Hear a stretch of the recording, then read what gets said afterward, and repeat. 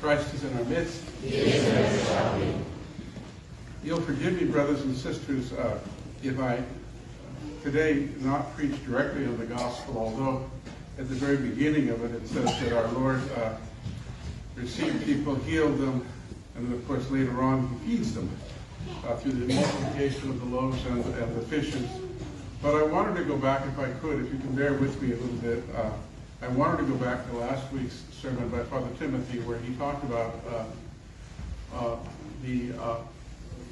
certainly the legacy of St. Pantaleon, whose relics are in here at our church, right behind Horia. And you could move to the left or the right, Horia, it doesn't matter which way. I'm sorry, poor Horia gets accused of blocking our view. I'm sorry. Although you're a great man, so forgive me. But that's the icon, of course, that was a gift to us. And I wanted to talk a little bit more about how icons find their way into different places, providentially, in the life of the church, in the geography of the church, church universally.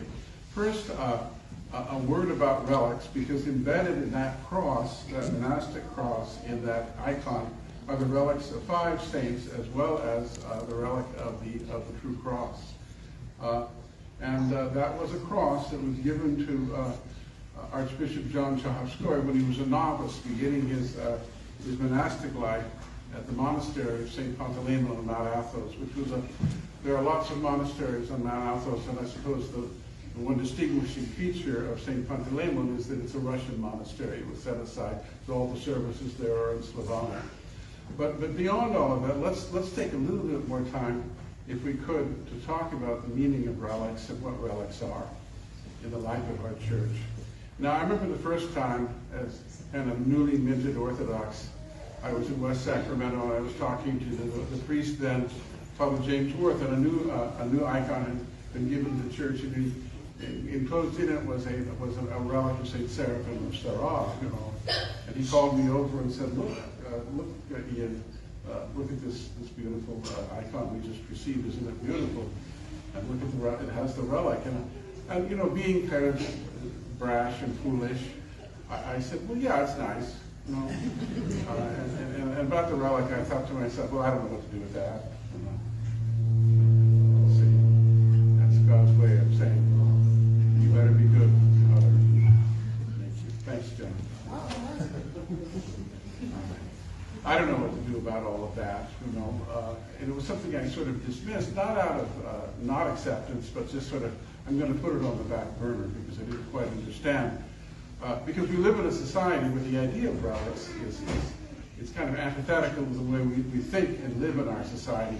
Just as when you come into an Orthodox church in a funeral for the first time and you see someone in the bier, in the coffin, exposed for us to see, we sort of think, well, that's a little bit inappropriate. Wouldn't it be better just to close the coffin or cremate them all together? You know? So a lot of this has to do with the way we understand, the Orthodox theology understands the human body, who we are physically. We are joined together spiritually and physically. We're not separate. We don't have a dichotomy between the two of us. Bishop Kallistos once said that there was a philosopher in England who liked to talk in terms of just the opposite, and said that when he would go for a walk, he would take his body for a walk. In other words, it wasn't a combined effort. But one way or the other, I think it's important to understand that in the life of the church, relics have very much been part of things from the very beginning, especially connected to the early martyrs. I wanted to read to you just something. And I'm going to come back to this icon in a moment, so don't think that I'm diverging too much, like my wife said I do.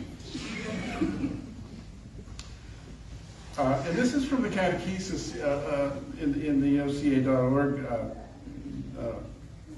website, but it's really well done, I think. And it says in a portion of its description, its understanding of relics, the love for the relics of the saints began quite early and has a stronger history, even that of iconography. Because we believe that icons, of course, are spirit-bearing, and we believe also that relics are spirit-bearing, given the fact that the person who has departed this life and whose relics are still here dwells now in the kingdom of heaven. And so that unity, that presence is still there. It's still there. So the love for, and this whole habit was something that was kind of naturally part of the church's life, you know, without preaching a doctrine, so to speak. It was just something that naturally happened. The love for relics and of the saints began quite early. Thus, in 155 AD, okay, as Christians were keen to collect the relics of newly martyred Bishop Polycarp. We know about St. Polycarp, so that they might venerate the relics. In the story of his martyrdom, we read, and this is the story, later on, after the cremation of Polycarp's body by the Romans, we took up his bones, which were more valuable than precious stones and finer than refined gold, and deposited them in a suitable place. There we gathered together as we are able, with joy and gladness. The Lord will permit us to celebrate the birthday of his martyrdom there, in commemoration of those who have already fought the contest, the good fight in the past, and also the training and preparation for those who will do so in the future. So relics are a focal point of prayer. Relics are a focal point of asking for the intercessions of the saint on our behalf. We do not worship relics. We venerate them, but we do not worship. Make sure you understand the difference, especially if you're new to the church, between veneration and worship. Okay, between the two.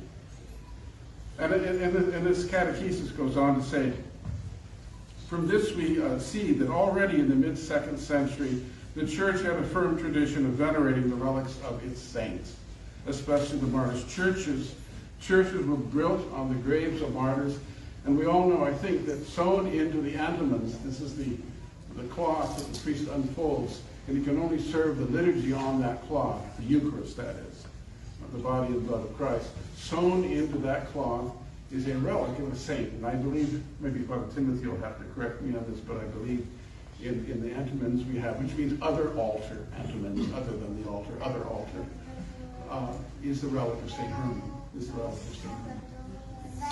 So, just to complete this,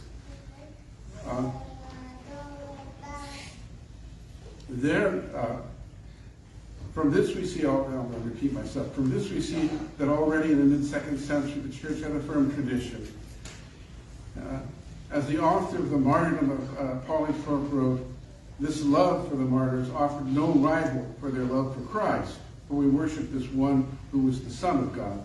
But the martyrs we love as disciples and imitators of the Lord, as they deserve on account of their matchless devotion to their own King and our own King and teacher.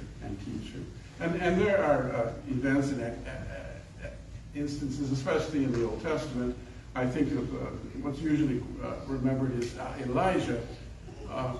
Elijah is already in the grave, but a man who is presumed dead is actually tossed into the grave next to the bones of Elijah, and this man is restored to life. And St. Paul, it was just not so much his physical body, but his when he was alive, with the handkerchiefs that he had, people would simply touch them and be healed. We know that, of course, the moment of the issue of blood simply touches the hem of the Lord's garment and is healed. So matter is capable, that which is physical, we know this, is capable of being spirit-bearing and capable of being a transmission for healing. And this is part of the church's life. But it's not something that, it's part of the way we do things. When we come into the church, what do? We venerate the icon which is blessed in the Holy Spirit.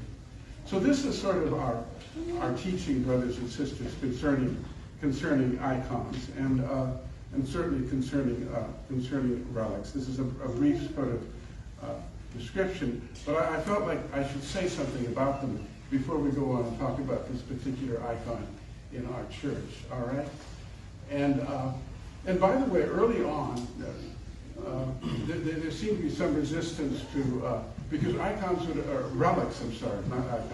would appear all over the church, all over Christendom, fairly early on. St. Pantaleon, when he died, his relics were taken, I believe, by the local church, but within a matter of decades and centuries, his relics began to show up all over the church, east and west. St. Polycarp, or St. Polycarp, of course, who I just read about, lived in the 100s. St. Panteleimon lived around the end of the 3rd century, 290s, around that period of great persecution. So here we are, 2,000 or maybe 1,800 years later, right, brothers and sisters? And we ask ourselves, how on earth did a relic of St. Panteleimon end up in our church? Okay. And it's kind of a miracle, isn't it? Because it's a great treasure to have this icon here. Again, if we look at it over there, we see what? We see that small cross, that small monastic cross that was given to Archbishop John Shahavskoy, at the beginning of his monastic life on Mount Athos there at St. Panteleimon Monastery. And we see icons of the saints and the archangels surrounding that. And then down below we see icons of 4 different saints, And the way this all happened, and now I'll give you sort of providentially this came to us, is that there was a man in San Francisco that I got to know when I was a priest there named Constantine Chikin. And maybe some of you knew him, I don't know. Maybe Paul or some of the old timers would have known his name a bit. Anyway, he was sort of a well-known man in the Russian community. He was the kind of man people would come to when they had issues, especially immigrants. Where do I go? What do I do? So he was always doing for others, and he was always being asked. But he was also a member of Holy Trinity Cathedral, and I got to know him pretty well, pretty early on. And we would kind of at times clash about the vision of the church. But the bottom line was there was a lot of love coming out of him and his family. And unfortunately, after we came to Sacramento, he got cancer, and I went to see him, and he said to me, and he was at this point dying, he said, Father Ian, I have an icon I want to give you after it's going to be given to you for your church. And it came from Archbishop John, who he was very close to, Shahavskoy, the former bishop of this diocese. I have an icon for you. And I thought, well, that's very nice, thank you. Mr. Chikin passed away, and his wife still survived him for a while. And I didn't hear anything more about the icon. I certainly wasn't going to go knock on the door and say, where's our icon? But eventually one day I got a call from a man named Tom Drain, who was also part of this Russian community in San Francisco, although he was a convert, but he spoke Russian, and he was very close to Mr. Chikin. Chikin, by the way, also had his own engineering firm south of Market, and I'll never forget going to see the place. He said, why don't you come over sometime and we'll have lunch and everything. And I walked in, and it was a real revelation, because rather than walking into a place that had little offices and little cubbies, where people were working, there must have been about 20 or 30 employees. Everything was wide open, so the cross-pollination could occur, as he called it. Everything was wide open. And I noticed as he was walking around, nobody got nervous. Everybody knew their job. Everyone was pleasantly surprised to see him. He'd stop, But I thought, my goodness, what a way of doing business, this kind of openness for everyone around. But at any rate, he departed this life. Tom Drain got a hold of me finally, and he said, Father Ian, the family wanted to give you this icon. And I said, yes, I remember him saying something about it. Well, I thought still it was a nice icon. I just thought that was it. I didn't think much more of it. Well, so we set a date for them, he along with his family, Katya, his daughter, who I know quite well, and others of the family, and when they could actually bring the icon and we could install it here in our church. Well, it came in, and we put it on the icon stand, and there it was. And I was just blown away, because as I understood more fully what we had been given, I was just absolutely knocked off my feet. What it means, brothers and sisters, is that we have kind of established, installed in our church, the relics of 5 saints, along with others. And I just want to read who these saints are. Saint Mamas, who was martyred in Caesarea. Remember, the whole veneration of relics has a lot to do with martyrdom, but not always, but very often, especially in the early church. Saint Caesarius of Nazianzus, he was a brother of Saint Gregory the theologian. He was the brother of Saint Gregory. Saint Gregory Nazianzus, the theologian, the great theologian of our church's life. Saint Nephon, Patriarch of Constantinople, who had a lot to do with writing the funeral services that we practice now. And then finally, Saint Panteleimon, as it says here, physician, a physician who charged no fee, martyred at Nicomedia in 305 AD, and patron of the Russian monastery of Mount Athos. His feast day is July 27th. So what happened was that Tom not only brought the icon here for us to see, and by the way, Mr. Chikeen got this cross. This cross was given to him by Archbishop John, and he in turn had the icon painted, written around the cross with its meaning, with its meaning established, because he wanted to make sure that all of these relics that were in this cross were the relics of all these saints, that the saints were visible iconographically for us to see. Does that make sense? Have I lost you? Do you want me to stop? Okay. Say no, Father. We want you to. So this, this is the. So Tom Drain put together a kind of description of what was going on here. A kind of description, and it rests underneath the icon there, but we don't stop to read it, do we? But I want to read it to you a little bit now, because it gives us an idea of what's going on with one eye here. Okay. All right. This is what it says at the top. This silver reliquary cross in this holy icon was presented to Archbishop John Shahovskoy, Archbishop of San Francisco, California, in 1927, on the occasion of his monastic profession in the Russian monastery of St. Panteleimon on the holy mountain of Athos, Greece. And by the way, St. John was a kind of towering figure. If you ever want to get a feeling for what he's like, just read the book, The Orthodox Pastor. It's a work. It's remarkable. It's been reprinted in English. Lots of what he wrote was not hasn't been translated yet. Okay. Archbishop John gave the icon to Constantine Chikeen, who had it set in this icon, and in turn gave it to the Church of the Exaltation of the Holy Cross in Sacramento, California. The reliquary contains a piece of the true cross of the Lord and the relics of the following saints who I've just told you about, and whose images are shown in the lowest row in the figure of this icon. Down below is the quote from the Epistle to Hebrews. Therefore, since we are surrounded by so great a cloud of witnesses, let us also run with perseverance the race that is set before us. So that's what was going on that day. And this was the date of our reception of this, a long time ago, was July 27th, 2008, which is how many years ago? 17 years ago? Is my math okay, Tim? Is it 17 years? All right. And then it says down below, in your charity, Tom had such great taste, by the way, remarkable taste.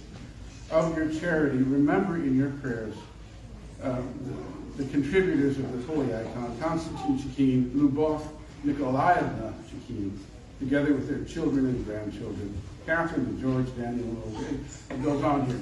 But I say it all because in this context it means so much to all of us.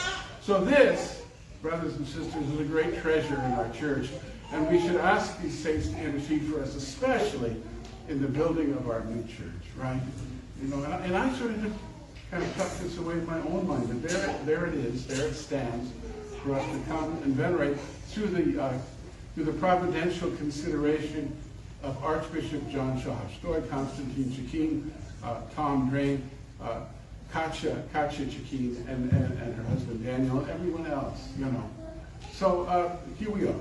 And this is how I think how do relics get to where they go? in the life of the church. This is somewhat the way it happens, you know. All right? But it always happens with the blessing and the contribution of a bishop. A bishop is the one who provides us with those icons. Okay, so I've gone on too long, forgive me, but I just wanted to give you the complete story of all of this. It's inspiring, isn't it? It really is. Christ is in our midst.